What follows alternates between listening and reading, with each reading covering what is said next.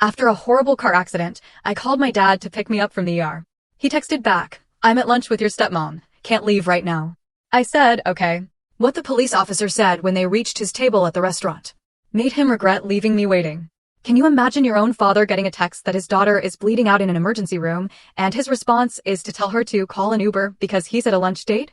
Because that's exactly what happened to me, and in those 11 words, he didn't just abandon me, he torched his entire empire, his reputation, and the daughter who'd spent 5 years building it for him. Hey everyone, I'm Caroline, and I'm 28. Today, I'm going to tell you the story of how a car accident didn't just break my body, but it shattered the illusion of my family and how sometimes justice doesn't come from a courtroom, but from a packed ballroom full of witnesses, watching a man's choices finally catch up to him. The Irwin Holdings Tower. It pierced the Seattle skyline like a gleaming glass needle. 42 floors of ambition, built on my grandfather's foundation, and my sheer sweat. Just 3 days ago, I was sitting alone in my corner office, the city lights blurring through my exhausted eyes.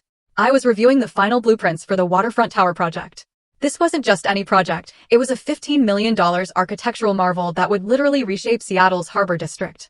On my desk, a photo caught the lamplight, Mom, Dad, and me at my college graduation. A lifetime ago, it felt like.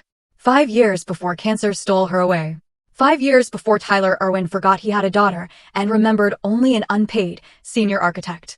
My phone buzzed. Tyler's name flashed across the screen. Caroline, sweetheart. His voice oozed that practiced warmth he used with clients. About your birthday dinner tomorrow. Let me guess, I interrupted, already knowing. Charlotte has another crisis. There was a slight pause. She's having a difficult time with the penthouse renovation delays. You understand, don't you? We'll reschedule. That we stung more than the cancellation. This was the third birthday dinner he'd canceled this year. The seventh important moment Charlotte's manufactured emergencies had stolen since their wedding 3 years ago. Of course, Dad. The words tasted like ash. Charlotte needs you. Through my office glass, I watched the cleaning crew working their way through the executive floor. They'd witnessed this dance before. Tyler parading my designs to the board as collaborative family efforts, while Charlotte whispered poison about nepotism, subtly suggesting fresh talent to replace me. I turned back to the waterfront files, entering my private encryption password. It was the date Mom died. A date Tyler had forgotten 2 years ago. In 36 hours, these blueprints would secure the largest contract in company history. If only I'd known that in 36 hours, I'd be fighting for my own life. Everything might have been different. The next morning, November 14th, I arrived at the office before sunrise, as always. An email was waiting. Tyler's official correspondence to the Waterfront Investment Group, dated November 10th, CC'd to the entire board. Caroline Irwin serves as lead architect for the Waterfront Tower project. Her innovative designs and technical expertise are the cornerstone of our proposal. All final approvals must go through her authorization. I screenshotted it immediately. It was a habit Marcus Coleman, our company's legal partner and my unofficial mentor, had drilled into me. Document everything, Caroline. Your father's memory becomes surprisingly selective when Charlotte whispers in his ear. My platinum security badge caught the morning light as I swiped into the server room. Only 3 people in the company had this level of clearance: Tyler, the CFO, and me. The irony wasn't lost on me that the nepotism hire Charlotte constantly complained about was the only one who actually understood the technical infrastructure. The morning board meeting was typical theater. Tyler presented my stress test calculations and sustainable design innovations, while I sat silently in the corner, the beautiful daughter playing corporate ghost. The board members nodded appreciatively as Tyler explained our vision for the waterfront, never once acknowledging who'd spent 300 hours perfecting every angle. Brilliant work, Tyler, praised Harrison Wells, our biggest investor. This is why Irwin Holdings leads the industry. Charlotte, perched beside Tyler in her designer suit, squeezed his hand. My husband's dedication to excellence is unmatched. Her eyes found mine across the room, a saccharine smile playing at her lips. Though I still think we should consider bringing in fresh perspectives, perhaps that firm from Portland? Tyler's response would have mattered once. Now, I just noted the date and time in my phone. Another seed planted. Another receipt collected. The pattern was so predictable, I could have set my watch by it. 3 years of Charlotte's theatrical emergencies had trained me well. There was the migraine that erupted during my promotion review, requiring Tyler to rush home with prescription medication she'd mysteriously forgotten. The anxiety attack that coincided with my presentation to Japanese investors, Tyler leaving mid-meeting while I salvaged the deal alone. The suspicious food poisoning that struck during my award ceremony at the Architectural Society, sending Tyler racing to the ER where Charlotte made a miraculous recovery the moment they arrived. My coworkers had developed a silent language of sympathy. Janet from accounting would leave chocolate on my desk. Tom from engineering would shake his head and mutter. Even the security guards had started taking bets on which events Charlotte would sabotage next. Your stepmother's having a rough time adjusting, Tyler had explained after the 5th incident. She comes from humble beginnings. This world intimidates her. Humble beginnings. I'd Googled Charlotte Winters before she became Charlotte Irwin. Twice divorced. Both times to older executives. Both marriages ending just before prenuptials would have expired. Her LinkedIn profile reinvented itself every few years. Yoga instructor, life coach, interior designer, now suddenly creative director at Irwin Holdings, despite never submitting a single design. That afternoon, she swept into my office without knocking, her perfume announcing her presence like a toxic cloud. Caroline, darling, she cooed, examining her manicured nails. Tyler and I were discussing the waterfront presentation. Perhaps someone with more stage presence should handle it. You understand, don't you? Some people are meant for the spotlight, others for shadows. I kept typing, not trusting myself to look up. The client specifically requested I present. Requests can be redirected. She smiled. Tyler listens to me. She wasn't wrong about that. Marcus Coleman intercepted me at the elevator that evening, his expression grim behind wire-rimmed glasses. At 62, he'd been with the company since before I was born. The only board member who'd known my mother personally. Coffee, he suggested, though his tone made it clear this wasn't a request. 5 minutes later, we sat in the empty cafeteria, his hands wrapped around a mug he wasn't drinking from. Caroline, we need to discuss your position here. If this is about the Portland firm Charlotte keeps pushing, it's worse. He pulled out his phone, showing me an email thread I wasn't supposed to see. Charlotte to a headhunting firm, looking for a senior architect. Immediate start. Must be willing to relocate from Portland. Current position holder will be transitioned out post-waterfront signing. My stomach dropped. She's already recruiting my replacement. Your father doesn't know yet, but he will soon. Charlotte's been planting seeds for months. Your emotional instability since your mother's death. Your inability to work with teams. Your overdependence on family connections. Marcus slid a USB drive across the table. Every email about your contributions, every design credit, every board acknowledgement. I've been backing them up. Why? I asked, pocketing the drive.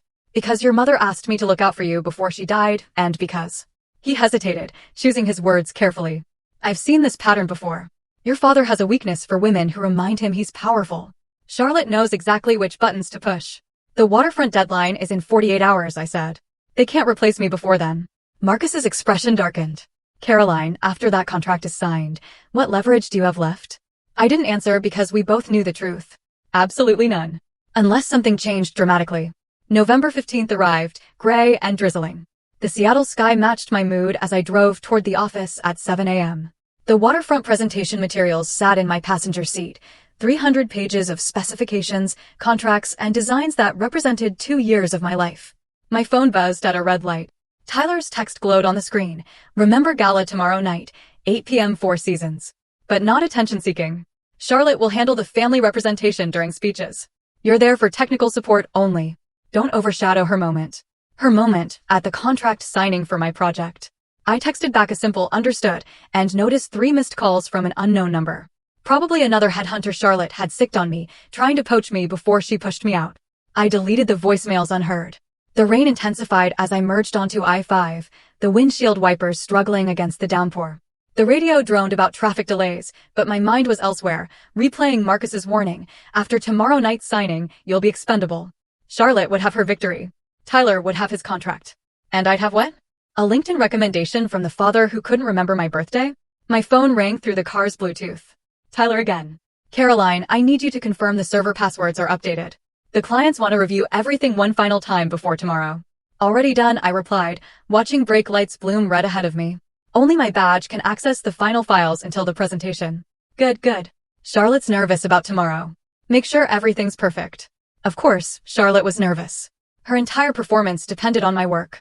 Dad, I said suddenly, after tomorrow, after the contract's signed, what happens to me? The pause told me everything. We'll discuss your future after the gala. The line went dead. Just as the 18-wheeler lost control. The truck jackknifed it across 3 lanes like a writhing metal serpent, its trailer swinging toward my Accord with horrifying inevitability. Time dilated. I could see individual raindrops on my windshield. Count the rivets on the trailer's approaching wall. Notice the terror in the truck driver's eyes as he fought for control. Impact. My car crumpled like paper. The passenger side caving inward as we spun. 1 rotation. The waterfront documents exploded across the interior like oversized confetti. 2 rotations. The windshield spiderwebbed, safety glass holding but obscuring everything. 3 rotations. My ribs snapped with sounds like breaking pencils. Each fracture a lightning bolt of agony. Then stillness. Except for the rain drumming on what remained of my roof. Blood ran warm down my face, tasting of copper and confusion. My left arm wouldn't respond, hanging at an angle arms shouldn't achieve. Each breath felt like swallowing glass, and I could hear a wet wheeze that must have been my lung protesting. Ma'am, can you hear me? A face appeared at my shattered window. A Seattle PD officer, rain streaming off her hat. Her badge read, Hayes. Don't move. Fire department's coming to cut you out. Can't breathe, I managed, panic rising with the blood in my throat. You're going to be okay, Officer Hayes said, though her expression suggested otherwise. She reached through the window, taking my good hand. What's your name? Caroline Owen. Is there someone we can call? Family? My father, I gasped out Tyler's number. Watched her dial. 20 minutes. That's how long it took them to cut me free. Every second an eternity of rain and pain and metal screaming against metal. The paramedics moved with practiced urgency, rattling off medical terminology that all translated to one thing. This was bad. 3 broken ribs, possible punctured lung, definite concussion, internal bleeding likely, one said to Officer Hayes as they loaded me into the ambulance. She's lucky to be conscious. Hayes climbed in beside me. Your father didn't answer. Is there another number? I gave her his private cell, the one he always answered, the one reserved for Charlotte and important clients. As the ambulance doors closed, I heard her leaving a voicemail. Mr. Irwin, this is Officer Patricia Hayes with Seattle PD. Your daughter's been in a serious accident on I-5. She's being transported to Harborview Medical Center's trauma unit. Please come immediately. The siren wailed as we raced toward the hospital. And all I could think was, he'll come. Of course he'll come. He has to come. The trauma bay at Harborview smelled of antiseptic and fear. They'd stabilized me. A chest tube for the punctured lung. 17 stitches across my forehead. Enough morphine to make the edges fuzzy, but not enough to stop the deeper ache of 3 broken ribs. Officer Hayes had stayed, which surprised me. She stood by the curtain, phone in hand. Your father still isn't answering. Is there another way to reach him? He's probably in a meeting, I whimpered, each word an effort. The clock showed 11:47 a.m. Try texting. I watched her type, then wait. Nothing. At 12:15 p.m., I asked for my phone. My good hand shook as I dialed Tyler's number. It rang once, twice, then disconnected. He declined the call. Maybe he doesn't recognize the hospital number, the nurse offered kindly, adjusting my 4. I tried again. This time, it didn't even ring. Straight to voicemail. He turned off his phone rather than take my call. I'll text him, I said, fingers clumsy on the screen. Each letter took enormous effort. Dad, I'm in the ER. Car accident. Please come. The response came within 30 seconds. At important lunch with Charlotte. Can't just leave. Call an Uber. The nurse read it over my shoulder. Her sharp intake of breath said everything. Did he just, Officer Hayes started, then stopped, professionalism warring with disbelief. I stared at the screen, reading those 11 words over and over, as if they might rearrange themselves into something that made sense. Charlotte's monthly crisis lunch was more important than his daughter's actual crisis. There. Must be a misunderstanding, the nurse said. Should I call him?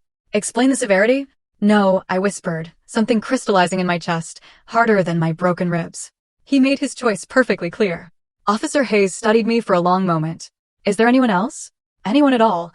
Marcus Coleman, I said, from Irwin Holdings. But as she dialed, I wasn't thinking about Marcus. I was thinking about those waterfront files that only I could access. Marcus arrived within 20 minutes, his face pale as he took in the machinery keeping me stable. Jesus Christ, Caroline. How bad? 3 broken ribs, punctured lung, grade 2 concussion, I recited mechanically. But apparently not bad enough to interrupt lunch. He'd already seen Tyler's text. Officer Hayes had shown him, probably hoping someone could explain such incomprehensible behavior. Marcus couldn't. I'll call him myself, he said, reaching for his phone. Don't. The word came out sharper than intended. Just don't. My phone buzzed with work emails. The outside world oblivious to my condition. 14 messages from the development team. All variations of the same theme. Need final waterfront files for tomorrow's review.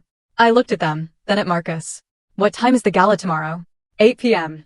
But Caroline, you can't possibly, the contract deadline is 5 p.m. tomorrow, I continued, my mind crystallizing despite the morphine. If the final files aren't submitted by then, it triggers the penalty clause, 30% of the contract value. That's $4.5 million. Only you can access them, Marcus said slowly, understanding dawning. Your badge. Your passwords. Tyler's been texting, I said, showing him the screen. 6 messages in the past hour, escalating from professional to panicked. Need those files uploaded ASAP. Caroline, this is urgent. Stop being petty about lunch. Answer your phone. This is about the company, not personal issues. You're being unprofessional. I turned off my phone completely. The small power down chime oddly satisfying. Caroline, Marcus said carefully. You're angry. You're hurt, but destroying the company. I'm not destroying anything, I replied, settling back against the pillows despite the pain. I'm simply prioritizing my recovery. After all, I wouldn't want to interrupt anyone's important lunch plans. Marcus studied my face for a long moment. Then, surprisingly, he smiled. Your mother would be proud. By 6 p.m., Tyler had called me 23 times. Marcus sat in the visitor's chair, providing play-by-play commentary from his own phone as Tyler's messages to him grew increasingly unhinged. He says the IT team can't crack your password, Marcus reported. They've been trying for 3 hours. It's biometric and password combined, I said, adjusting my oxygen tube. Mom's death date plus my thumbprint. Even Tyler doesn't remember when she died anymore. Marcus's phone rang again. He put it on speaker at my nod. Marcus, where the hell is Caroline? Tyler's voice filled the room, tight with barely controlled panic. She's not answering anyone. She's indisposed, Marcus replied evenly. Indisposed? We have $15 million on the line. The clients are flying in tonight. Tell her to stop playing games and upload those goddamn files. In the background, Charlotte's voice chimed in. I told you she was unstable, Tyler. This is deliberate sabotage. Fire her and hire someone professional. I can't fire her until after she uploads the files. Tyler snapped back, the first time I'd ever heard him raise his voice to Charlotte. Then make her. Charlotte shrieked. Threaten her. Bribe her. I don't care. Do something. Marcus. Tyler's voice dropped to desperation. Please. Whatever she wants. A raise, a promotion, a corner office. Just get her to respond. Have you considered, Marcus said slowly, that she might actually be unable to respond? That your text about calling an Uber might have been premature. Silence. Then, what text? What are you talking about? The one where you told your injured daughter to take an Uber from the emergency room. That's ridiculous. I would never, Charlotte, give me my phone. Muffled arguing. Then Tyler again. I need to go, but Marcus, fix this. Whatever it takes. The call ended. Marcus looked at me. He doesn't even remember sending it. Guys, we're getting to the intense part now. If you've ever felt like your family takes you for granted, or your hard work goes unrecognized, you know this feeling. Now let's see what desperate measures he tries next. Marcus returned the next morning, November 16th, carrying coffee and a folder that made my chest tighten with more than broken ribs. I did some digging last night, he said, settling into the chair, about your mother's last wishes. Mom's been gone 5 years, Marcus. Yes, but her attorney hasn't. He opened the folder, revealing documents I'd never seen. Elena wanted to divorce Tyler. Did you know that? The words hit harder than the truck had. What?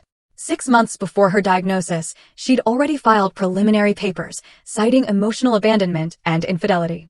Then the cancer came, and she reconsidered. Said she didn't want to leave you alone with him. I stared at the papers, my mother's signature bold and decisive at the bottom. She stayed for me. She protected you as long as she could. Marcus pulled out another document. She also left me something. A notarized statement about your contributions to the company, dated just before she died. She knew Tyler would try to sideline you eventually.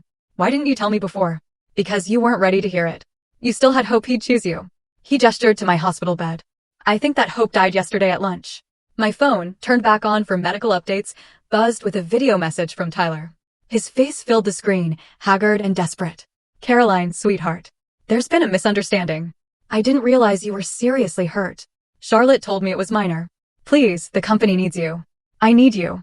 Just upload the files, and we'll discuss everything after the gala. I promise. Behind him, Charlotte's reflection showed in a mirror, rolling her eyes. Let him sink, Marcus said quietly. Your mother would understand.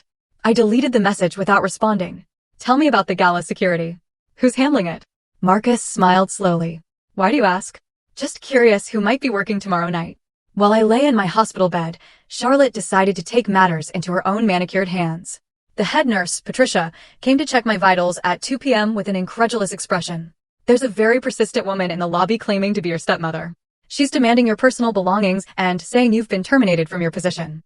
Through the door's window, I could see Charlotte in full performance mode, gesticulating wildly at security, her bag swinging like a weapon. She's also, Patricia continued, trying to convince security that you're mentally unstable and stole company property. Should I call Officer Hayes?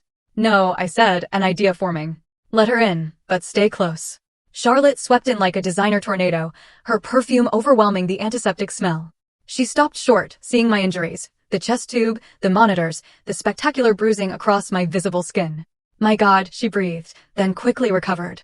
Well, this is what happens when you drive recklessly. The truck driver ran a red light, I said. Calmly. The police report confirms it. She waved dismissively. Whatever. I need your company badge and passwords. You're being terminated for dereliction of duty. On whose authority? Mine. As creative director. You can't fire me, Charlotte. Check the corporate bylaws. Only the board can terminate a senior architect, and only with a 2/3 vote. Her face flushed. Then give me the files. The presentation is in 27 hours. I'm medically incapacitated. Doctor's orders. You're doing this on purpose. She stepped closer, voice dropping to a hiss. I know what you're playing at. You think you're irreplaceable? Well, I've already got your replacement lined up. Someone from Portland who actually appreciates opportunity. Then have them upload the files, I suggested sweetly. Her hand raised as if to slap me, but Patricia stepped forward. Ma'am, I need you to leave now. Charlotte stormed out, but not before delivering her parting shot. You just destroyed your own future. You pathetic little. The door cut off the rest. At 4 p.m., my phone exploded with messages from James Rodriguez, head of building security.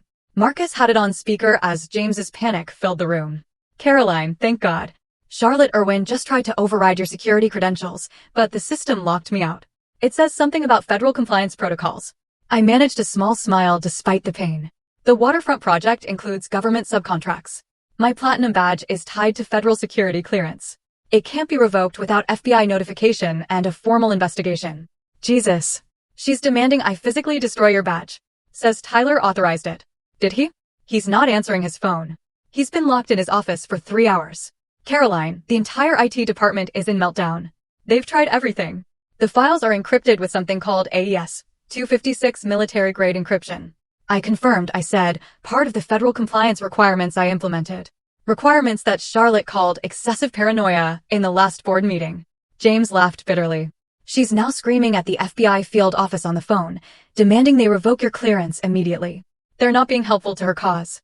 In the background, I could hear Charlotte shrieking about national security and corporate espionage. James, I said, can you do me a favor? Send me the security footage of her trying to access my office. Already done. Also, Caroline, the Portland architect she's been courting, he just called. Says he can't start for 3 weeks minimum, and he definitely can't crack military encryption. How unfortunate, I murmured. The board's called an emergency meeting for 5 p.m., James continued. They're discussing the penalty clause. For $0.5 million due immediately if the files aren't submitted by tomorrow at 5. Tell them I'm indisposed, I said. Doctor's orders. Caroline, James said quietly. Good luck. We're all rooting for you. After he hung up, Marcus raised his coffee cup in a toast. Your mother's daughter, through and through. Tyler arrived at 7 p.m., looking like he'd aged 5 years in one day. His usual perfect suit was wrinkled, his silver hair disheveled. He stood in my doorway holding a bouquet of grocery store flowers, the kind you grabbed desperately at the last minute. Caroline, his voice cracked. Sweetheart. I kept my eyes closed, listening to his expensive shoe shuffle on the linoleum. I know you're awake, he continued. The nurse said you've been conscious all day. Still, I didn't move. I'm sorry about the text. I didn't. Charlotte told me you just had a fender bender. She said you were being dramatic. My monitors betrayed me, heart rate spiking at the excuse. Please, Caroline, the company, our family legacy. It's all at stake.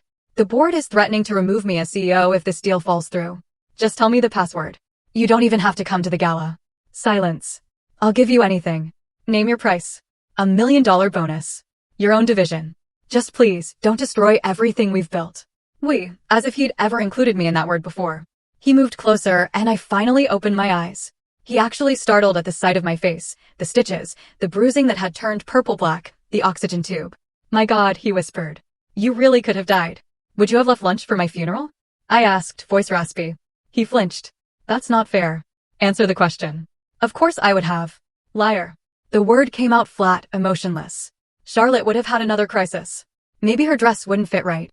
Maybe the caterer would serve the wrong canapes. And you'd send flowers with a card saying, sorry for your loss to your own daughter's funeral. Caroline, get out. He left the flowers on the nightstand. They were already wilting.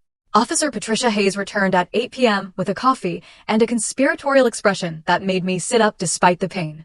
So, she said, settling into the visitor's chair. I've been thinking about your father. Join the club. No, I mean legally thinking. She pulled out her notebook. Refusing to assist someone in medical distress when you have the means to do so. It's not technically criminal, but it's definitely worth documenting, especially when that someone is your dependent. I'm 28, hardly a dependent. You're on his insurance. You work for his company. You were asking for help during a medical emergency. She tapped her pen against the notebook. My sister went through something similar. Her ex-husband left her at the hospital during a miscarriage because his golf tournament was more important. The public shame was worse than any legal consequence could have been. I studied her face. What are you suggesting? The gala tomorrow night. Four Seasons Ballroom. 200 of Seattle's most influential people, plus media coverage. She smiled. That's a lot of witnesses for a public safety announcement about emergency contact responsibilities. You up for that, Caroline? I've been a cop for 15 years. I've seen every kind of family dysfunction imaginable, but a father who texts call an Uber to his dying daughter. She shook her head. That's a new low. Plus, it's technically my duty to follow up with emergency contacts who failed to respond appropriately. Tyler will have his lawyers. I'm not arresting him. I'm just delivering a public safety reminder about the importance of emergency contacts taking their responsibilities seriously. If he happens to be the example I use, well, she shrugged, educational moments can happen anywhere. The gala's at 8. He'll be at the head table with Charlotte and the board. Perfect. Maximum visibility. She stood to leave, then turned back. Wear something memorable tomorrow night. If you're going to burn bridges, might as well do it in style. After she left, I called Marcus. I need a favor. Can you get me discharged by tomorrow afternoon? That's medically inadvisable. So is choosing lunch over my life. Get me out, Marcus. I have a gala to attend. Caroline, what are you planning? Justice, I said simply. The kind that comes with 200 witnesses. November 17th, 6 p.m. The Four Seasons Ballroom glittered like a jewelry box. Crystal chandeliers casting rainbow patterns. Across 200 place settings. I watched from across the street, leaning heavily on a cane Marcus had procured, my ribs screaming despite the prescription painkillers. Through the floor-to-ceiling windows, I could see the organized chaos of final preparations. Tyler stood at the podium, rehearsing his speech about family values and building legacies together. Charlotte floated between tables in a gold Versace gown that probably cost more than most people's cars, playing the perfect corporate wife. The Waterfront Investment Group's CEO, David Chin, whom Tyler always called David Smith to his face, the casual racism never quite hidden, paced near the bar, phone pressed to his ear, obviously agitated. My phone showed 53 missed calls from Tyler, 20 from Charlotte, and 1 text from the CFO. Board voted. If files aren't submitted by 8 p.m. tonight, you're terminated with cause, forfeiting all severance and benefits. 8 p.m. The exact moment Tyler would be mid-speech, celebrating a deal that didn't exist. Marcus appeared beside me, having parked the car. You sure about this? You can barely stand. I've stood for worse, I replied, adjusting the simple black sheath dress that hid most of my bandages, the visible bruises on my face and the stitches across my forehead. Those I left uncovered. Battle scars deserve to be seen. Your badge? Marcus asked. I held up the platinum security card, the only key to $15 million. Inside, I could see reporters setting up cameras, Seattle Business Journal, TechCrunch, even a crew from King 5 News. Tyler had ensured maximum coverage for his triumph. Officer Hayes is already inside, Marcus reported. She's at the bar in full uniform. Good. What about the files? Marcus smiled. Safe in my office vault, ready whenever you decide to release them. I corrected. If I decide. We watched Charlotte tap a champagne flute, calling everyone to their seats. The show was about to begin. By 7:30, the ballroom's atmosphere had shifted from celebration to barely contained panic. Through the windows, I watched David Chin corner Tyler near the stage, his face red with fury. Marcus had his phone on speaker, connected to James from security, who was providing real-time updates from inside. Chin just said if he doesn't see the final designs in 30 minutes, he's walking, James whispered. Tyler's promising they're coming, but his hands are shaking. Charlotte had stopped floating and started hunting, her phone pressed to her ear as she stalked between tables. I could read her lips. Find her. I don't care if she's dying. Find Caroline now. Board members huddled in corners, whispering behind champagne flutes. The reporters sensed blood in the water, cameras swinging toward every heated conversation. Tyler just tried to stall, James continued. Told everyone there's a minor technical delay with the file transfer. Jin called bullshit. Said either Tyler's lying or he's incompetent. At 7:45, Charlotte grabbed the microphone, her smile brittle as glass. Ladies and gentlemen, we're experiencing a small connectivity issue with our servers. Please enjoy the champagne while our IT team resolves this minor hiccup. Minor hiccup, I repeated, watching her mascara start to run from stress sweat. Is that what I am now? Tyler had moved to the corner, frantically typing on his phone. Another message appeared on my screen. Caroline, I'm begging you. Don't do this to the family. The family. Not to me. Not to us. To the family. That abstract concept he'd hidden behind for years. At 7:55, Chin stood up from his table, his entire investment team following suit. That's our cue, I told Marcus. We entered through the main doors, just as Chin declared, loud enough for everyone to hear. This is unacceptable, Tyler. If you can't deliver the basic files, how can we trust you with $15 million? Every head in the room turned toward the confrontation. Perfect timing. Officer Patricia Hayes moved through the crowd like a shark through water, her uniform parting the designer gowns and tuxedos effortlessly. Her partner, a tall officer named Williams, flanked her as they approached the head table where Tyler stood frozen, champagne glass halfway to his lips. The room fell silent. 200 of Seattle's elite held their collective breath as Hayes stopped directly in front of my father. Mr. Tyler Irwin. Her voice carried across the ballroom without need for a microphone. Yes, Tyler's voice cracked. Is there a problem, officer? I'm Officer Patricia Hayes, Seattle PD. I need to speak with you about your failure to respond to an emergency contact notification regarding your daughter, Caroline Owen. Charlotte's face drained of color. This is a private event, ma'am. This is a public safety matter. Hayes pulled out her notebook, every gesture deliberate and visible to the watching crowd. Mr. Irwin, on November 15th at 12:15 p.m., you were notified that your daughter was in critical condition at Harborview Medical Center following a severe vehicle collision. Is that correct? There was a misunderstanding, I have here, Hayes continued, now reading from her notes, loud enough for the reporters to hear, your text response to your critically injured daughter, at important lunch with Charlotte. Can't just leave. Call an Uber. End quote. Gasps rippled through the room. Phones appeared, recording everything. Mr. Irwin, your daughter suffered 3 broken ribs, a punctured lung, and a grade 2 concussion. She required emergency surgery. She could have died. Hayes, let that sink in. And you told her to call an Uber. David Chin slowly set down his drink, his expression shifting from anger to disgust. This is ridiculous. Charlotte shrieked, grabbing Tyler's arm. She's being dramatic. It wasn't that serious. Ma'am, Officer Williams spoke for the first time. We have the medical records. We have the accident report. The truck driver has been charged with vehicular assault. This was nearly fatal. Tyler's mouth opened and closed like a fish gasping for air. The cameras were all trained on him now, capturing every second of his humiliation. Furthermore, Hayes continued, we're here to remind everyone about the legal and moral obligations of emergency contacts. When someone lists you as their person to call in a crisis, that's a responsibility you accept. Mr. Irwin, you failed that responsibility catastrophically. Where is Caroline? Someone called from the crowd. Is she okay? Hayes smiled grimly and gestured toward the entrance. Why don't you ask her yourself?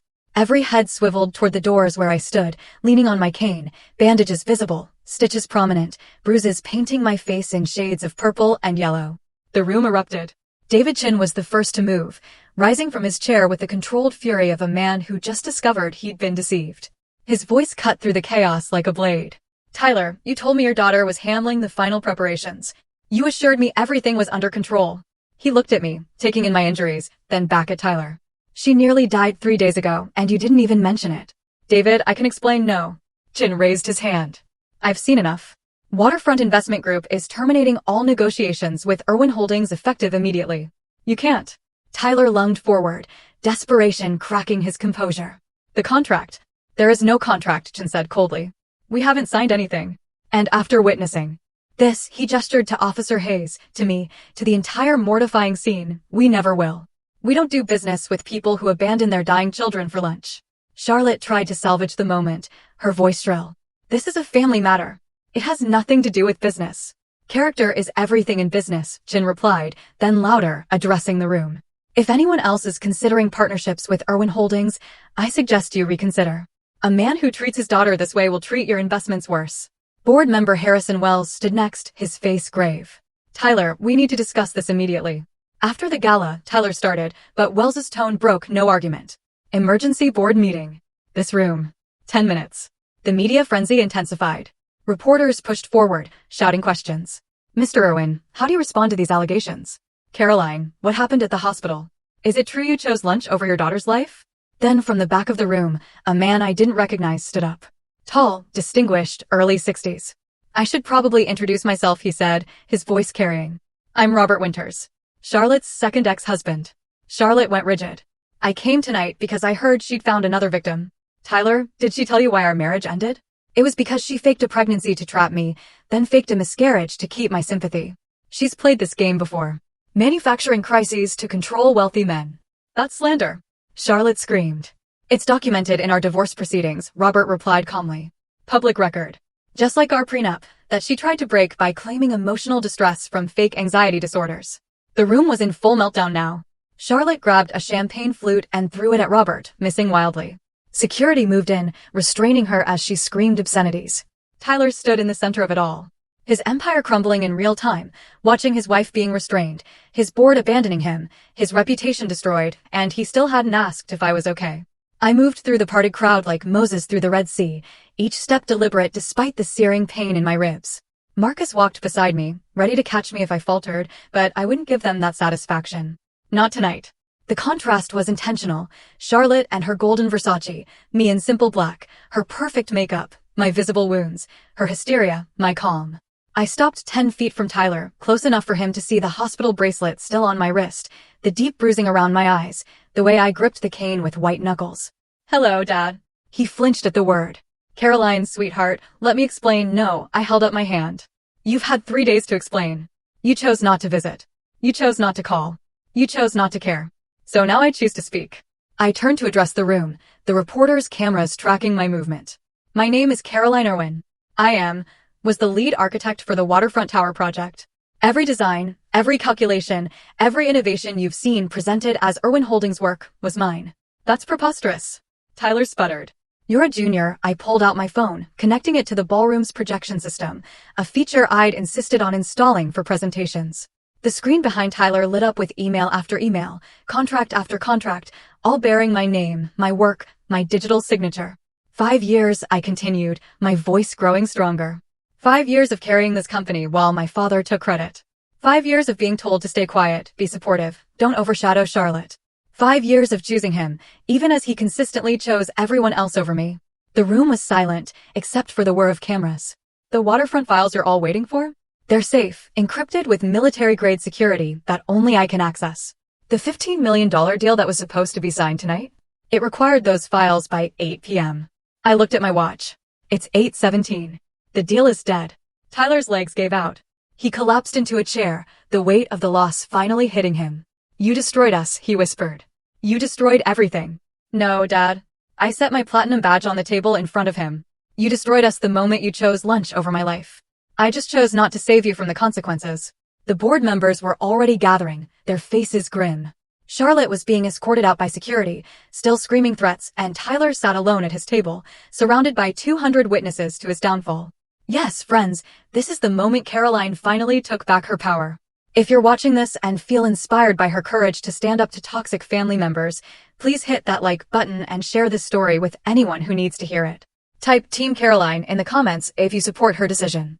Now, let's see what happens when Charlotte and Tyler face the full consequences of their choices.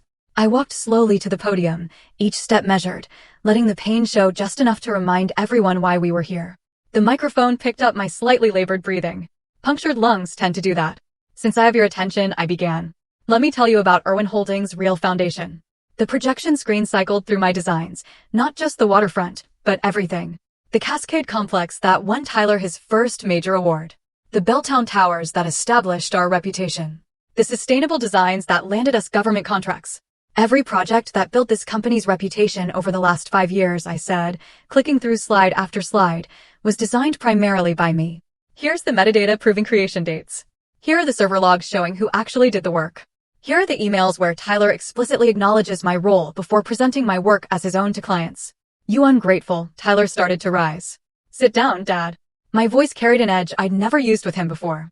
He sat. I'm not ungrateful. I'm done being grateful for scraps from my own table.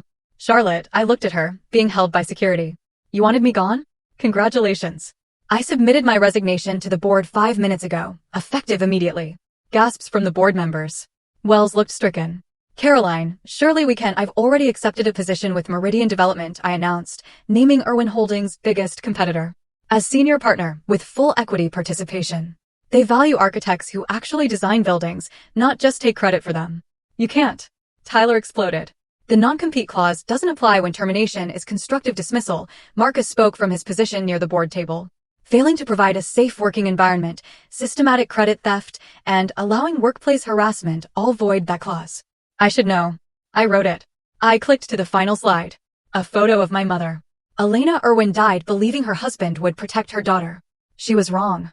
But she was right about one thing. I didn't need his protection. I needed to protect myself from him. Charlotte broke free momentarily, lunging toward me. You vindictive little bitch. You ruined everything. Security restrained her again, but not before the cameras caught her designer shoe flying off, her perfect hair. Destroying itself, her true nature fully exposed. No, Charlotte, I said calmly. You ruined everything the day you convinced my father that lunch with you was more important than his daughter's life. I just declined to fix it. The board was huddling now, their emergency meeting beginning without Tyler. Charlotte's complete unraveling happened in full view of Seattle's elite and every major media outlet. As security tried to escort her out, she broke free one more time, her golden Versace gown tearing at the seam. You think you've won? She screamed at me, mascara streaming down her face in black rivers. You pathetic nobody. I made Tyler choose. Every single time, I made him choose me over you. The room went silent. Even Tyler looked stunned. Every emergency, every crisis, I planned them all. She laughed hysterically. The migraines when you had presentations, the anxiety attacks during your meetings. God, he was so easy to manipulate. Wave a little distress, shed a few tears, and he'd abandon you every single time. Charlotte, stop talking, Tyler said weakly. Why? It's over anyway. She spun to face him. You spineless fool. Your daughter was the only one keeping your company afloat. And you let me convince you to destroy her. The prenup I signed? It only pays out if we're married 5 years. We've been married 3. I get nothing. She pulled out her phone, waving it wildly. And these credit cards? Already declined. Your board froze the accounts 10 minutes ago. Robert Winters, her ex-husband, stepped forward. Charlotte, you need help. Shut up, Robert. She threw her clutch at him. You and your pathetic prenup lawyers. You all think you're so smart with your contracts and clauses. She turned back to me, her face contorted with rage. But you're worse than all of them. You had everything. His love, his company, his legacy, and you threw it away for what? Principles, I said simply. Dignity. Yes, exactly that. Security finally managed to drag her out, but not before she screamed one last thing. Tyler, I never loved you. I just wanted the money. The ballroom doors closed on her final shriek, leaving 200 people in stunned silence. Tyler sat at his table looking like he'd aged a decade in 10 minutes. Harrison Wells called the emergency board meeting to order right there in the ballroom, not even bothering to move to a private room. The humiliation would be complete and public. Tyler Irwin, Wells began, his voice carrying the weight of 40 years in business.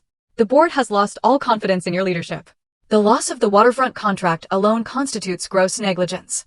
Harrison, please, furthermore, Wells continued, we've just learned that our lead architect, responsible for 80% of our successful projects, was driven to resign due to your systematic marginalization and the hostile work environment you allowed your wife to create. The other board members nodded in agreement. Jennifer Park, the CFO, stood up. I motion for an immediate vote of no confidence in Tyler Irwin as CEO of Irwin Holdings. Seconded, said 3 voices simultaneously. All in favor? Every hand raised except Tyler's. Motion carried. Tyler Irwin, you're hereby removed as CEO. Effective immediately.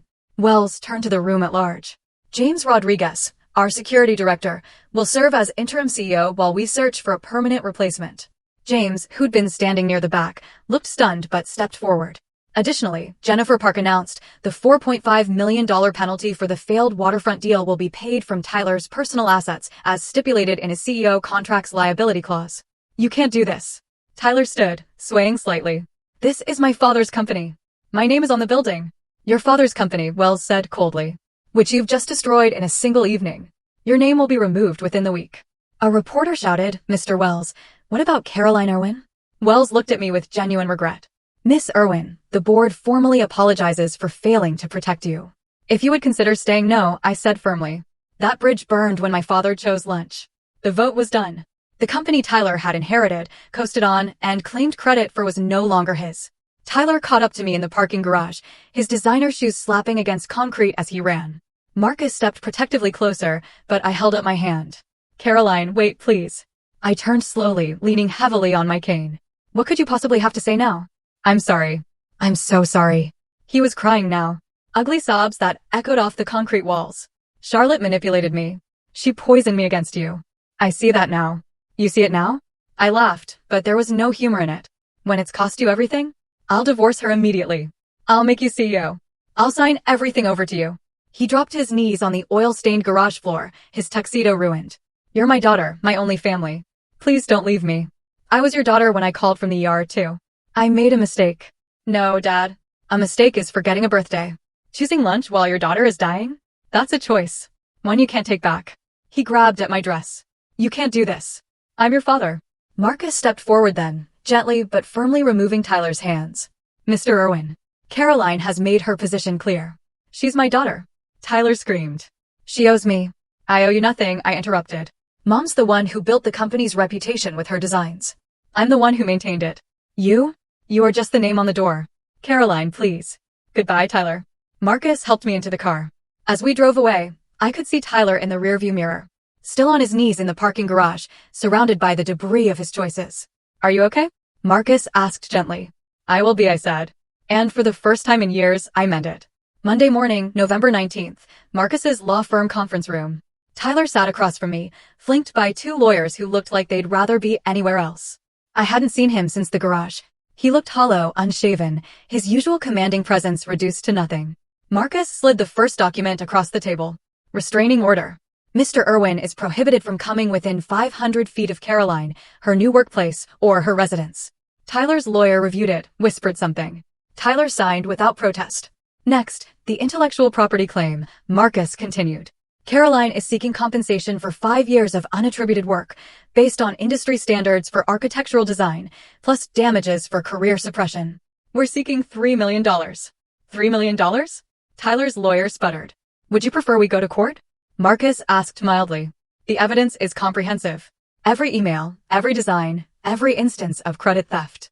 The media would love a follow-up story. Tyler sighed. Finally, Marcus said, the criminal complaint for reckless endangerment.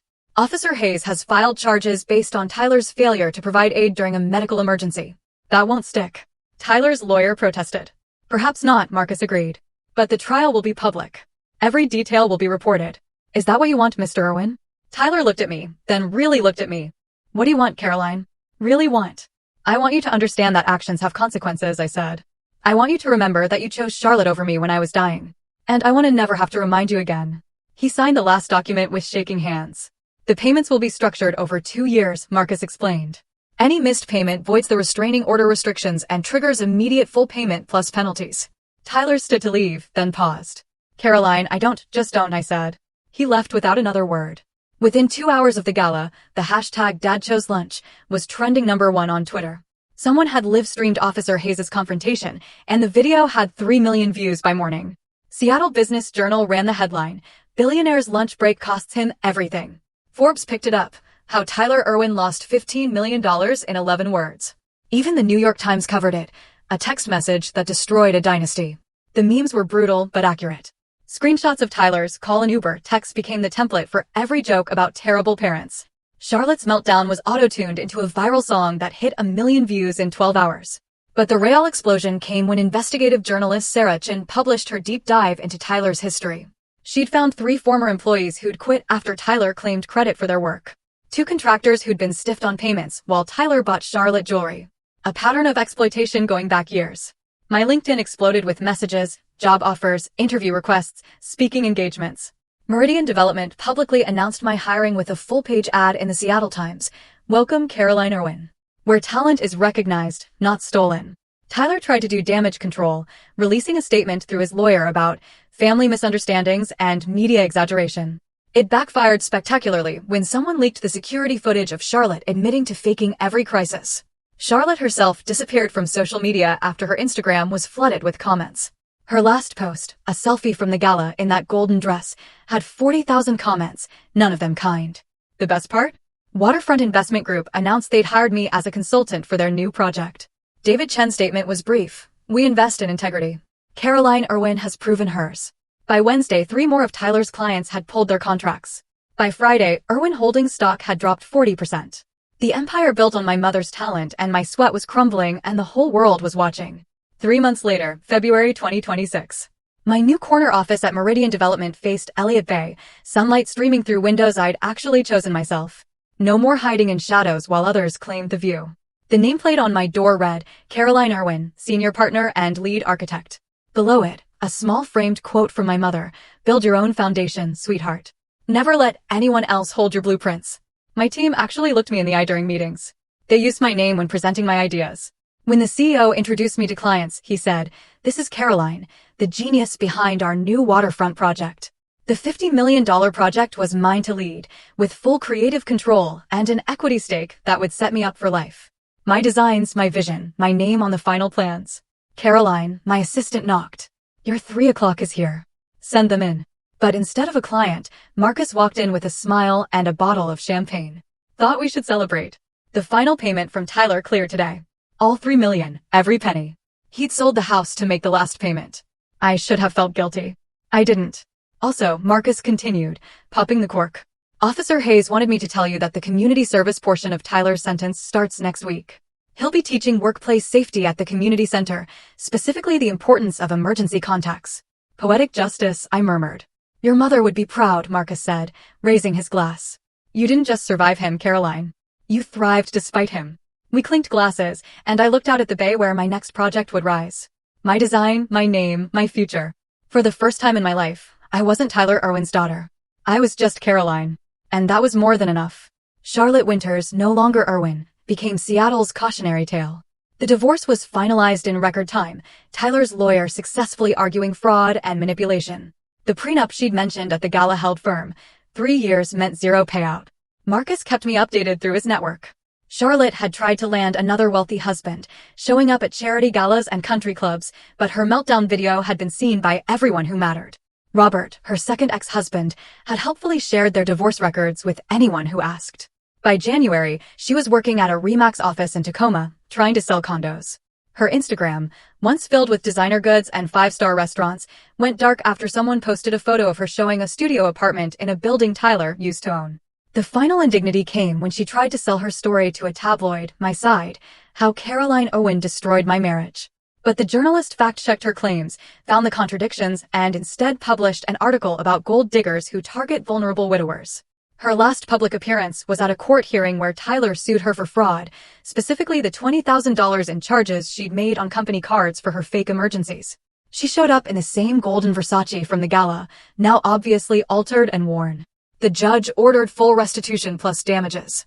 Last I heard, she was living in a studio apartment in Renton, the kind where you can see the kitchen from the bed. The same kind of place she'd once mocked me for considering when I was starting out. Karma, it seems, keeps excellent records. Tyler's fall from grace was complete by spring. The man who once commanded rooms now couldn't get a table at restaurants where he'd been a regular. His country club membership was quietly revoked after 3 members complained about reputational concerns. He'd kept 20% of his net worth after the legal settlements, penalties, and forced asset sales. Enough to live on, not enough to matter in the circles he'd once dominated. He moved from his Medina mansion to a 2-bedroom apartment in Bellevue. Nice by normal standards, humiliating by his. The drinking started shortly after. Marcus heard from former colleagues that Tyler had been escorted out of 2 industry events for being intoxicated. His LinkedIn became a stream of increasingly desperate posts about new ventures and consulting opportunities that never materialized. He sent me letters, actual handwritten letters, since electronic communication was prohibited. I returned them unopened, but Marcus read them for legal purposes. They evolved from angry blame to self-pity to desperate bargaining to finally what might have been genuine remorse. The last one simply said, I chose wrong. I'm sorry. In May, he entered rehab. Not the luxury kind Charlotte would have demanded, but a state-funded program at Harborview, the same hospital where I'd nearly died. The irony wasn't lost on anyone. His therapist reached out once, asking if I'd consider family counseling. I declined. Some bridges, once burned, are meant to stay ash. Tyler Irwin, who'd inherited an empire and claimed credit for its growth, was now just another cautionary tale about choosing ego over family, lunch over love. August 2026. Tyler had been sober for 90 days when his therapist called again. This time, Marcus advised me to listen. He's not asking for forgiveness, Dr. Patricia Kelman explained. He's asking for the chance to earn it. There's a difference. I met her at her office, neutral ground. Tyler's letter was waiting, sealed with please read written in shaky handwriting. Inside, 3 pages of accountability. No excuses about Charlotte's manipulation, no blame shifting, just an acknowledgement of every choice he'd made and its consequences. At the bottom, a proposal. I want to be your father. Not your boss, not your burden, just your father. If you'll let me try. These are my promises. Weekly therapy for 1 year minimum. No business discussions ever. Meetings only in public places with witnesses present. No requests for money, favors, or forgiveness you're not ready to give. I will earn my place in your life or accept my absence from it. I sat with that letter for a week, talked to my own therapist, called my mother's sister, who said, Elena would want you to do what brings you peace, not what looks right. Finally, I sent my response through Marcus.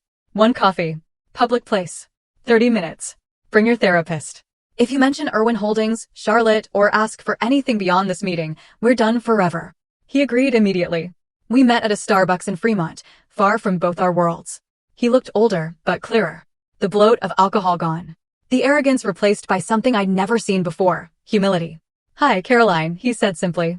Hello, Tyler, I replied. It wasn't forgiveness. It wasn't a reunion. It was just a beginning. The first honest one we'd ever had. 1 year later, I stood before 200 young architects at the University of Washington, teaching a masterclass on professional integrity. My mother's photo sat on the podium beside my laptop. The same photo from my old office, now part of every presentation I gave. Your talent is yours, I told them. Document everything. Set boundaries early and never, ever let anyone make you small so they can feel big. A young woman raised her hand. What if it's family taking credit? How do you stand up to that? I smiled, thinking of how far I'd come. Family doesn't entitle anyone to your work or your worth. Blood relation isn't a license to exploit. My foundation, the Elena Irwin Fund for Workplace Equality, had helped 17 young professionals escape similar situations. Each one reminded me why I'd made my choice that day in the hospital. My phone buzzed with a text from my boyfriend, James, the security director who'd become interim CEO, then a friend, then more. Dinner at 7, that new place by the water. I responded quickly, be there. Promise. And I would be. Because I'd learned to prioritize the people who prioritized me, to show up for those who'd show up for me. My mother's photo caught the afternoon light, and I could almost hear her voice. You built your own foundation, sweetheart. Yes, Mom. I finally did. Looking back now, I realized that car accident didn't just break my ribs. It broke the last chains holding me to a toxic legacy. Tyler choosing lunch wasn't the betrayal. It was the revelation of betrayals that had been happening for years. Some people ask if I regret letting the waterfront deal die. I tell them I regret staying silent for 5 years while my father sold my talent as his own. I regret every birthday I let Charlotte ruin. I regret not believing I was worth more than their scraps. But that November day when Tyler chose lunch? That's the day I chose myself. And I've chosen myself every day since. Success tastes different when it has your name on it. Love feels different when it comes from people who'd leave any lunch to be there for your emergency. Family means something different when it's built on respect, not blood. Your worth isn't determined by those who refuse to see it. Your value doesn't decrease based on someone's inability to appreciate it. And sometimes the most powerful thing you can do is refuse to save people from the consequences of their own choices. He chose lunch. I chose my life. And I'd choose it again. Thank you so much for listening to my story. What would you have done in my place? Have you ever had to choose yourself over a toxic family dynamic? Tell me what you think. I really want to know in the comments below. And if you found this story empowering, hit that like button and subscribe for more stories about setting boundaries and recognizing your worth. Until next time, remember, you deserve to be someone's priority, not their option.